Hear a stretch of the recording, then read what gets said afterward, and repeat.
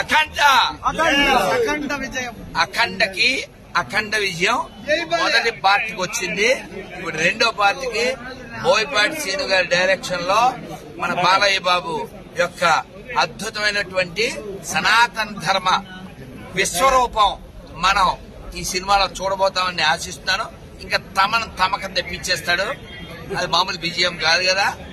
So ఇది late అయినప్పటికీ కూడా గ్రేట్ గా ఎటువంటి ఫీట్ చేయాలో అటువంటి ఫీట్ చేస్తుంది.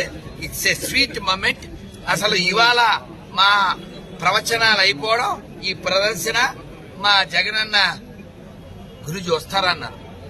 నేను 12 మూడ్లో ఉన్నా.